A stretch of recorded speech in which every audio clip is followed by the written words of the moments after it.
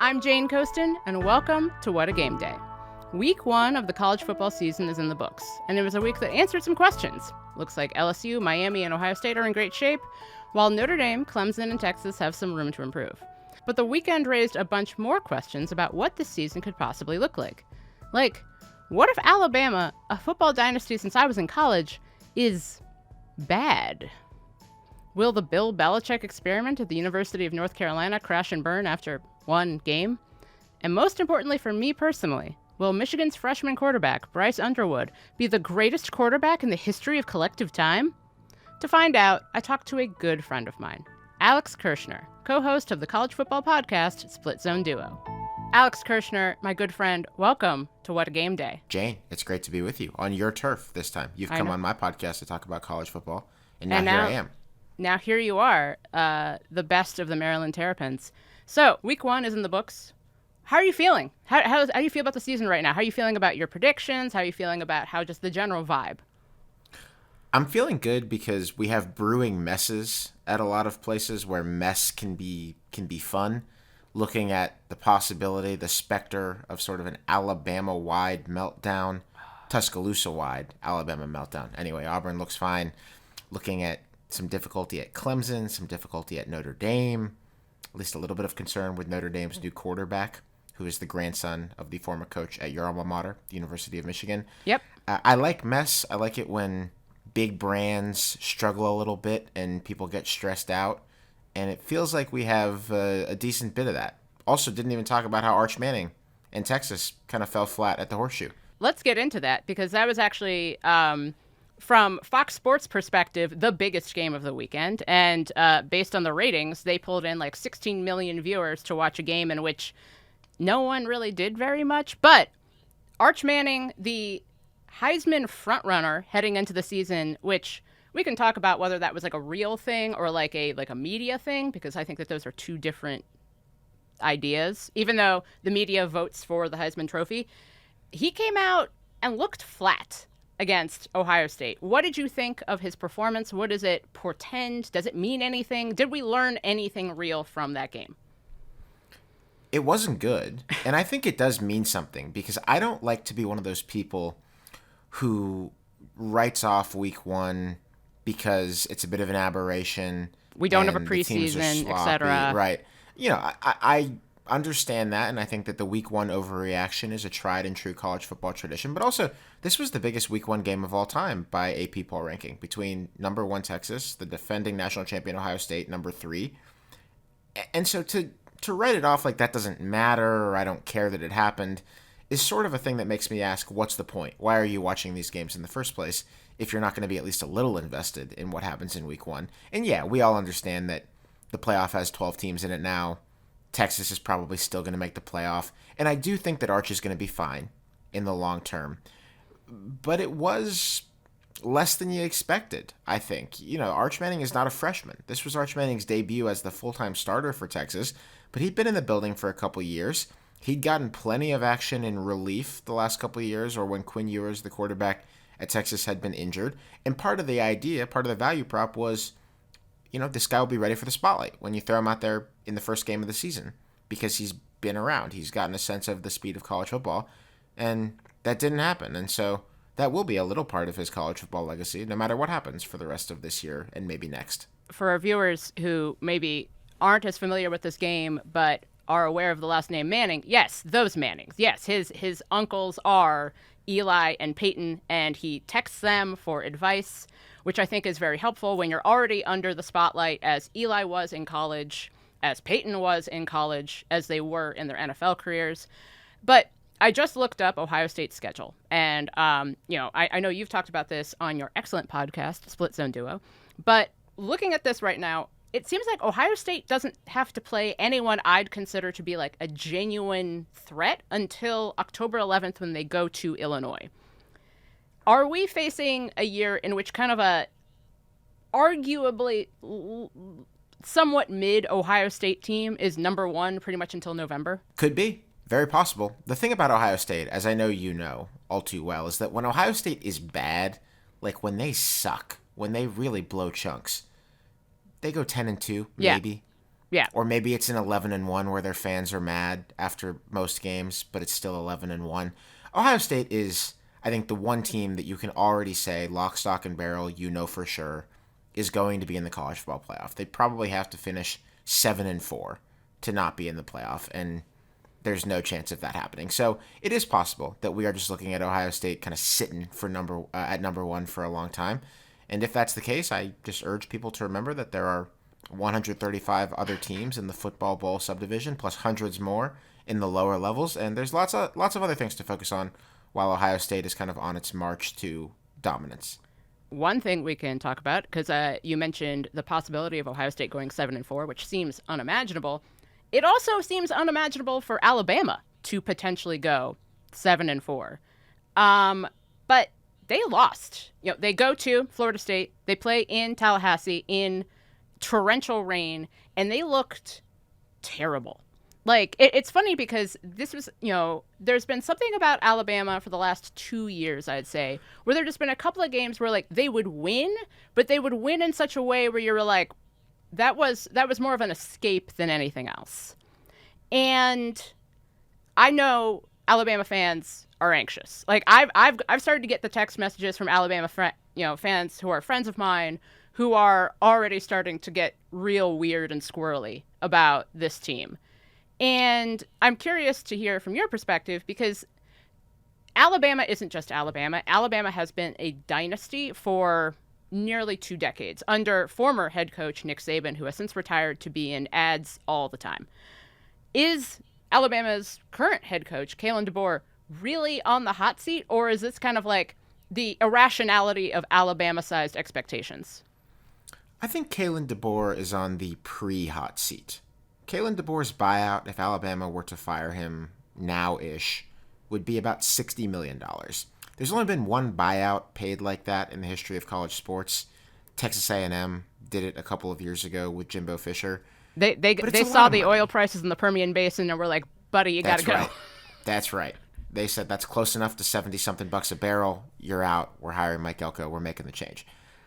I think in Alabama's case, $60 million is a lot of money. It was a lot of money even before schools had to start sharing some of their money with their players, which they've started doing this year to the tune of the better part of $20 million a year. Now, there's been some interesting reporting on this.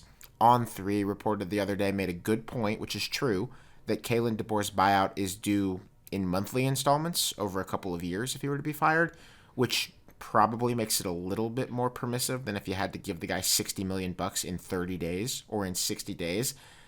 But I think it's fair to say that Alabama is not really eager to pay $60 million to fire a head coach in his second year on the job. No athletic director, no head of a board of regents or what have you, no university president has ever wanted to do that. It's a lot of money, even if you're Alabama. And one of the important things to remember about Alabama is that while they do care a lot about football, and they got a lot of very wealthy, rank-and-file, typical Alabama Republican-style boosters, there's no Phil Knight at Alabama.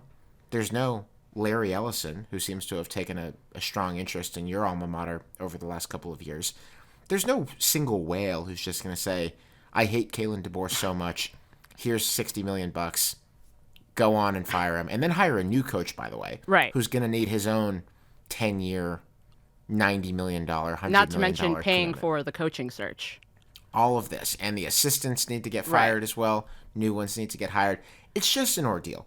So I wouldn't say that anything is ever out of the question in this sport. I definitely would not say that, and especially that nothing's out of the question when Alabama is floundering like this, because they are not used to this anymore after 17 years or 18 years of Nick Saban.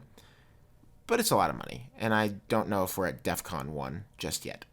What would that look like, though? Because I keep thinking, like, going back to, say, Saban's earliest years at Alabama when he loses to University of Louisiana Lafayette. And then that kind of thing. Monroe? Who they're playing this weekend, by the way. Oh! Well. Shout out ULL. We recognize you. It's been such a long time. And it's been such a long time that even for people who don't follow college football, you know Alabama. Like, you just generally assume Alabama is very good at football. And there has been, like, 4 or 5 year spans where the idea of beating Alabama is, like, this unimaginable concept where, that's you rush the field, you throw the field goal into the river. Like, it's a huge deal. What does it look like when that's not true? How would that rejigger what the SEC and what college football even looks like? It would change things. I've thought about this a lot. I've covered college football nationally since 2015, and an Alabama loss is a national event. An Alabama loss can be an international event. I was in Europe last year in the fall for a week when they lost to Vanderbilt for the first time in decades. And then those goalposts did go into the river in Nashville. And, there has not been such a thing as an Alabama loss that makes you shrug your shoulders for as long as I've been covering this sport. And I think we're still not there. I mean, you noticed how excited Florida State was to win that game. Yeah.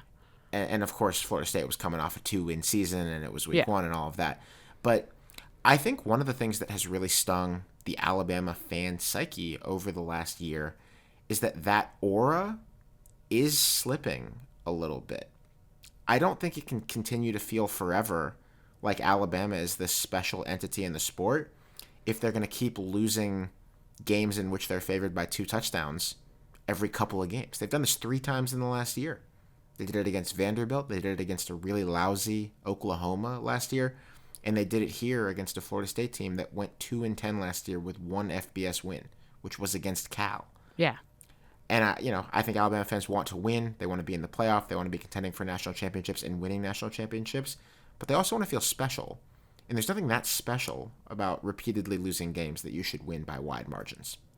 Now, speaking of wanting to feel special, let's talk a little bit about Bill Belichick.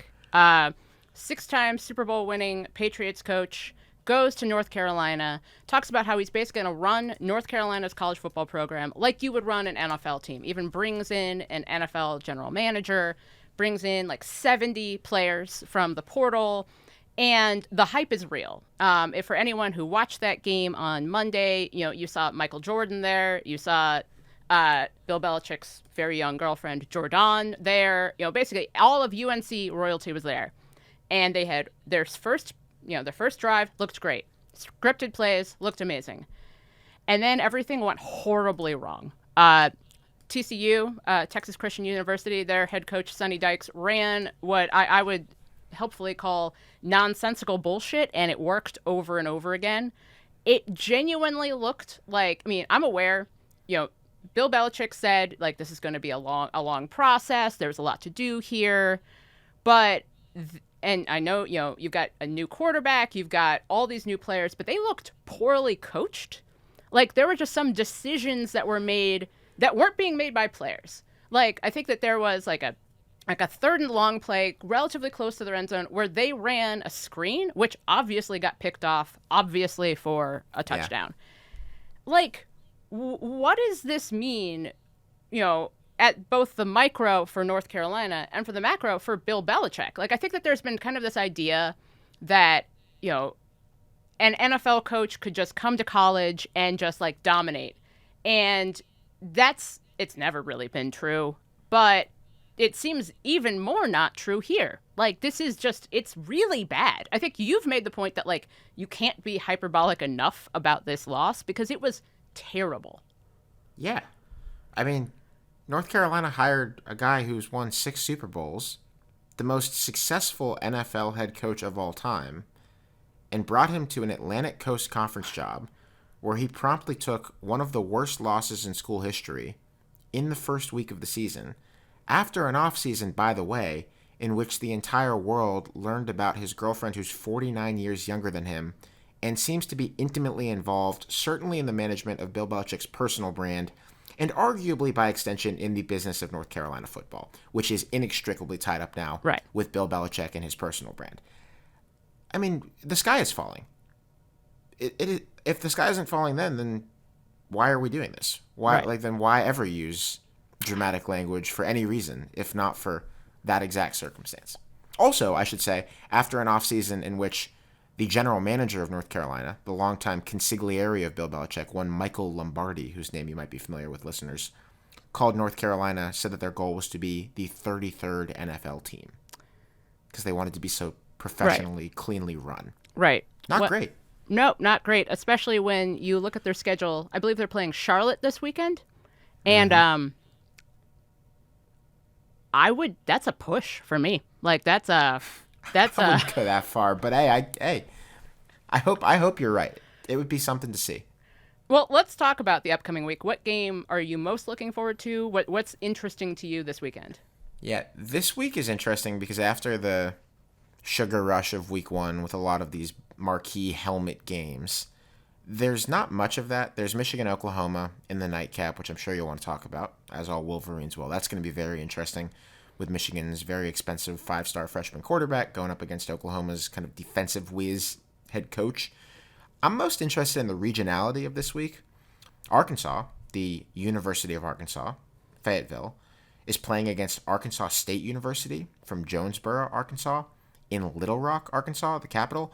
That's interesting because these schools have been playing football for 100 years and change each or so, and they've never played each other in the history of the programs. They're finally getting together and doing it. Kansas and Missouri, longtime rivals in the old Civil Big War Eight. rivals. Yep. They've got 12. ancient beef. They've got ancient beef. They are getting back together, playing a game this week. There's all kinds of interesting regional stuff. Ohio, the Bobcats, playing West Virginia. A couple of tri-state area around Pittsburgh schools that don't play each other often. And Ohio's got a really fun quarterback. Could be the best team in the MAC this year. So I think this is the weekend for the college football fans, college football fan, not for the casual. Right. Now let's talk about my sweet boy, Bryce Underwood. He is heading to Norman to play University of Oklahoma.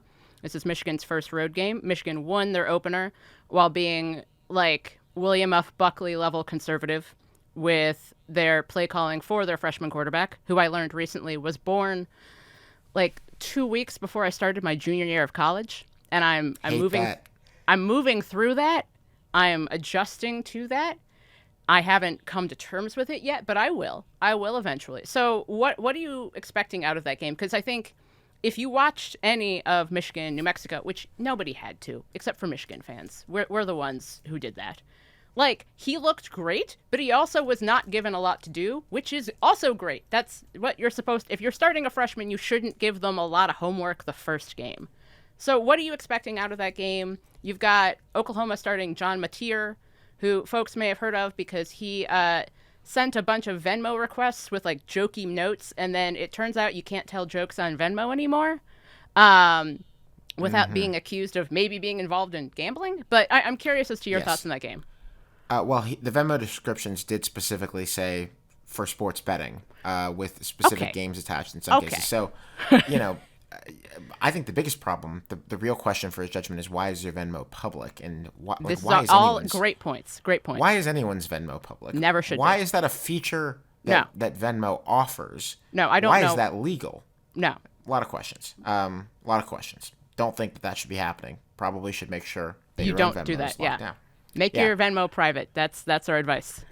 Absolutely. That's the editorial line here. But I'm interested in the game. Bryce Underwood is, he could be the sun, the moon, and the stars. Like, he could be everything for Michigan. He could be the best quarterback they've ever had. The ceiling is up there for him. I mean, he's as sought after, as hyped a quarterback who's come into college football in a really long time. But this is his second game, and he is facing an Oklahoma team that has been very up and down the last few years, and a lot of down, but that is coached by one of the better, more chaotic defensive minds in the game for a long time. This is Brent Venables, formerly the national championship winning coordinator of Clemson's defense, and he has struggled in his first 3 years and change now to really get it going at Oklahoma. He's a guy who is definitely on something of a hot seat this year, but he still sort of has this mad scientist-y reputation, and it's still a quarterback who was playing in high school last year, right? And who is new to this. So I think it is hard to pick against the veteran, wily defensive coordinator turned head coach here when the alternative is a guy who's played one college football game against New Mexico. But that just makes it a compelling stage to see what Bryce Underwood can do. My prediction is that Justice Haynes is going to get like 30 to 35 carries. There's he's going to have a heavy diet. Like, of it's going to football. be, we've got 2 weirdly large running backs, and we're going to learn all about them. Well, Alex, thank you so much for joining me. Jane, go blue. Hope you have a good weekend, even if Michigan doesn't. That was mean. I didn't even mean for that to sound the way that it did.